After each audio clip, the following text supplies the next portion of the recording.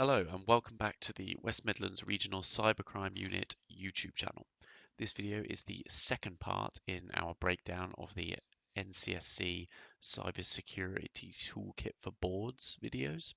So we've already released one, so that covers the introduction and the first 4 sections, and then this video will cover section 5 to 9.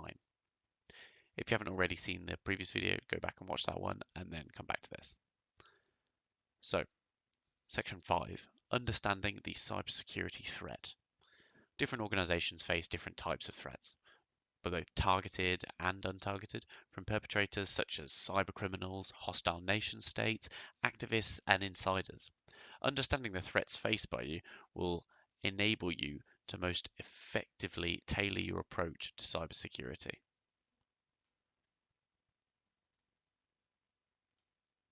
So, questions for the organization. Which threats do we assess are most relevant to our organization and why? So, this kind of assessment might consider potential motivations for attack and the likelihood, could identify and understand the risk from these untargeted attacks like phishing emails, and be supported by evidence from any previous attacks. It's important that we learn from our mistakes or learn from what's previously happened. So, how might you stay up to date with the cyber threat? So, you might subscribe to threat intelligence feeds, like through the NCSC, with the weekly threat report and things like that. You could be part of sector-specific intelligence sharing groups like the Cybersecurity Information Sharing Partnership, which is a free NCSC threat sharing platform. And might have mechanisms for sharing this key cyber threat updates internally. So, the people working within your organization understand what's going on. How do we use threat intelligence to inform the business as usual, BAU?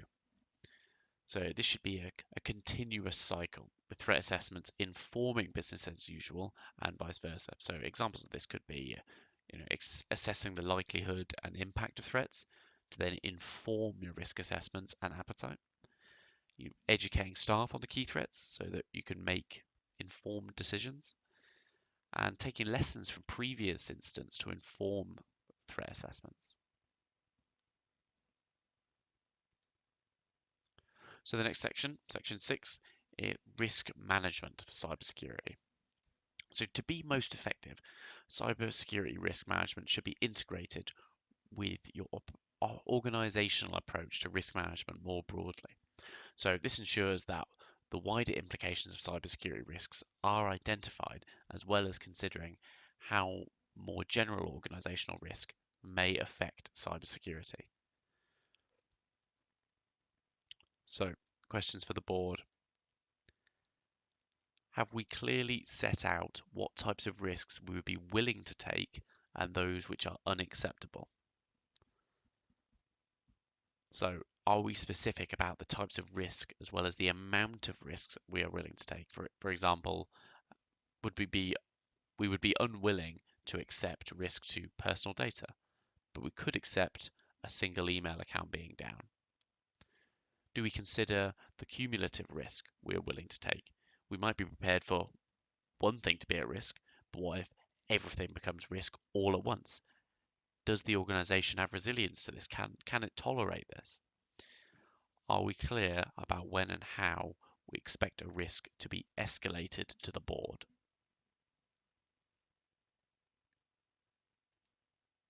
Questions for the organization.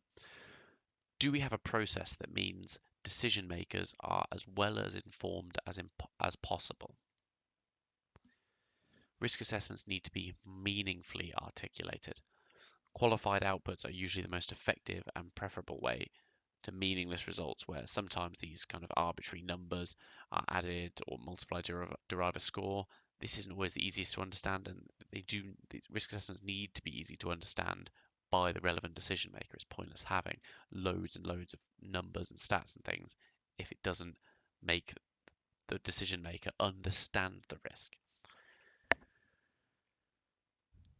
Do we have a process that ensures cyber risk is integrated with business risk? any decision maker in the organization should have an awareness of the importance of cybersecurity risk and also enough expertise or access to expertise to consider cybersecurity risk in the decisions they make. So to begin to integrate cyber risk into business risk decisions, an organization might want to say consciously build in consideration of cybersecurity risk into any and all decision making processes and focus on educating people on cybersecurity. Educating is a big thing. I've spoken about it a lot in the last video. It's important that everyone understands the importance of cybersecurity. Do we have an effective and appropriate approach to managing cyber risk? Both the board and the practitioners should be able to simply and clearly articulate the risk management process. So details of this might include, say, how the risks are escalated, at what point do the board get involved in risk decisions, and how often are these risks reviewed? Because cybersecurity is a landscape that's constantly changing. Section 7, implementing effective cybersecurity measures. Implementing cybersecurity measures is absolutely essential to reduce your risk of a cyber incident and to meet your regulatory requirements. Implementing a baseline of cybersecurity controls from a suitable framework is often a good place to start. And then defenses can be tailored to mitigate against the highest priority risks. So as the needs of the organization and the profile of the threat changes, it is important to have some way to assess whether defenses continue to be effective. So the questions for the organization: how do we assure ourselves that our cybersecurity measures are effective? So first of all, an example could be penetration testing from an external organization, the automated testing of defenses, reviewing defensive measures against suitable frameworks. So an example could be the Cyber Essentials framework from IASME, ensuring threat assessments and defensive priorities are regularly reviewed. So the next question is, what measures do we take to minimize the damage an attacker could do inside our network? So things you might want to consider: how you authenticate and grant access to users or systems. How do you identify an attacker's presence on your network? How do you separate your network so if an attacker gains access to one device or system, they don't have access to the full range of your technical estate? Do we implement cybersecurity controls to defend against the most common attacks? How are we defending these phishing attacks? It's really important to filter or block these, ensure that external mail is marked as external so you understand that it's not from within the organization. Help our staff to identify and report these. They understand what to look for and where they need to be reporting them. How do we control the use of privileged IT accounts? You should be using this principle of least privilege when setting up these accounts. If someone doesn't need to have access to something, they shouldn't have access to it. How do we ensure that the software and devices are up to date?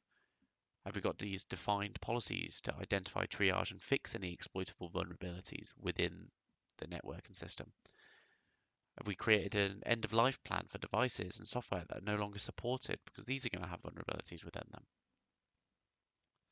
Which authentication methods do we use to control access to systems data? Are we have we got a strong password policy in place? Have we implemented two-step verification where possible? Section 8 is all about collaborating with suppliers and partners.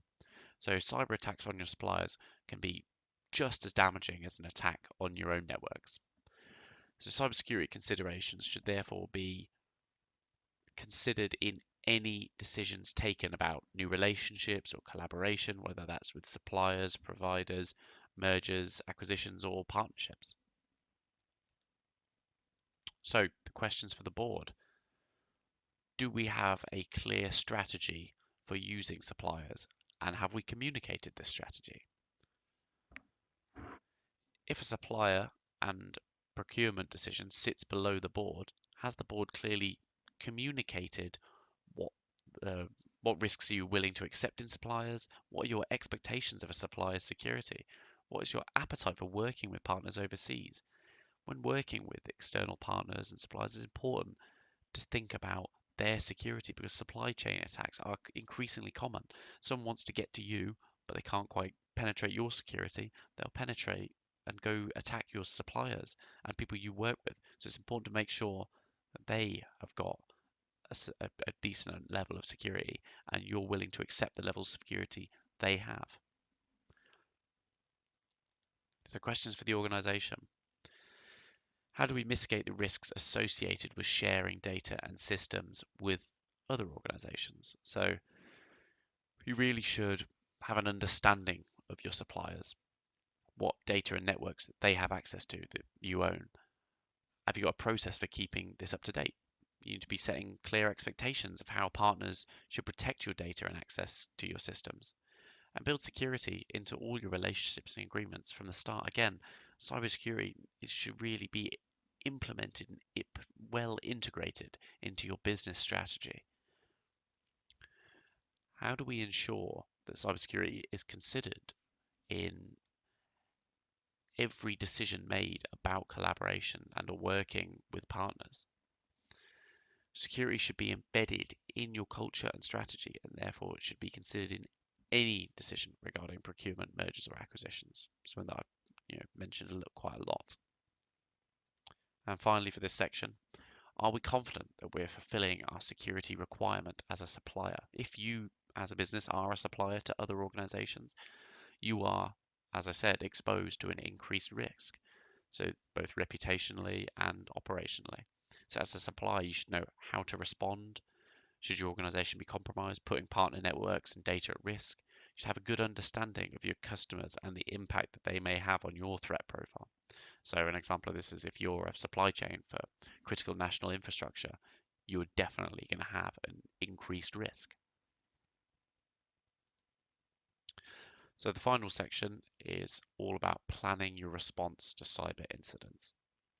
So these incidents can have a huge impact on an organization in terms of cost, productivity, and reputation. Being prepared to detect and quickly respond to incidents will help to prevent the attacker from inflicting further damage, so reducing the financial and operational impact. Handling the incident effectively whilst in the media spotlight will also help to reduce the impact on your reputation. That's something that often isn't considered, the reputational impact, especially if there's been a big data breach. So, questions for the board members. As a board member, do you understand your role during an incident and have you had the training to equip you? So, do you have an understanding to make decisions potentially out of hours and under time pressure? Because these cyber attackers, they're not nice enough to do this inside work hours. This potentially be out of office hours. Do you need training to support your specific role within an incident? So an example of this is, do you understand the relevant regulation and how to deal with the media? So the questions for the board. Do we know who leads on an incident and who has authority to take any decisions? So ideally, you should specify exactly who's able to take decisions on which aspects of incident management. You need to be having these backup plans in place if those decision makers are unable to fulfill that duty. For example, it's out of hours and they have other commitments. And test this decision making process with a focus on potential areas of overlapping responsibility. It's really important to test your response to these incidents. So your questions for the organization. Do we have an incident management plan? How do we ensure it's effective for these cyber incidents? So I've got a couple of things here to talk about, just what a basic plan should include, but you'll find more within the toolkit document. So examples could be identifying these key contacts. So incident response team or provider, senior management, legal, PR, HR contacts, insurance providers, clear routes of escalation. Who are you talking to within the board and senior leadership. Clear allocation of responsibility as well, whether it's normal working for 24/7. So people need to know what they're doing and what their responsibilities are. at least one conference number which is available for urgent instant calls, and contingency measures for critical functions. You need to have contingencies for everything. So the next one, how would we know when an incident occurred? So this has got kind of two aspects to it. What are the triggers that can tell us an incident has happened, and how do we share that information within the organization? So when considering what might trigger an incident, you might consider what monitoring is in place around critical assets like personal data and things like that. That would have been, impacted if compromised. You know, who examines the logs, and are they sufficiently trained to identify this anomalous activity you wouldn't usually expect? What reporting mechanisms are there for staff to report suspicious activity? Have you got, say, a phishing reporting section or a cyber point of contact? Are the thresholds for alerts set to the right level? Are they low enough to give suitable warning for potential incidents, and high enough that the team dealing with them are not overloaded by irrelevant information? Then, when you're considering how an incident will be communicated internally, you need to consider what constitutes an incident, who has the authority to make that decision, who needs to know the details of the incident, as the board explicitly conveyed the threshold for when it wants to be informed of an incident, so they're not constantly being bombarded with these, very minor incidents. Do we know where to go for help in an incident? So examples of this, incident response providers. So the NCSC have a list of certified incident response companies. NCSC Incident Management Team, or if you have been a victim of fraud or cybercrime, you can report to Action Fraud. There's intelligence sharing groups. So I spoke a little bit about the Cybersecurity Information Sharing Partnership from the NCSC, or CISP. That's important to be part of. How do we learn from these incidents and near misses? So learning from incidents and near misses provides really, really valuable insight into the threat you are facing, the effectiveness of your defense, and potential issues with your policies or culture. A good organization will use this insight to better respond to future incidents and not allocate the blame. Because it's really important to know that, if you've fallen victim to fraud or cybercrime, it just because you had it once doesn't mean you won't have it again. It's often that businesses are targeted multiple times because they've got these vulnerabilities and things like that. So it's important to make sure you're learning constantly. So that brings our cybersecurity toolkit for boards videos to a close. Thank you so much for watching. So this is in line with the latest NCSC guidance at the time of recording. And finally, if your organization has fallen victim to fraud or cybercrime, please report this to Action Fraud. So as a business, you could do this 24/7 over the phone, or you can just submit a report online. Again, thank you so much for listening.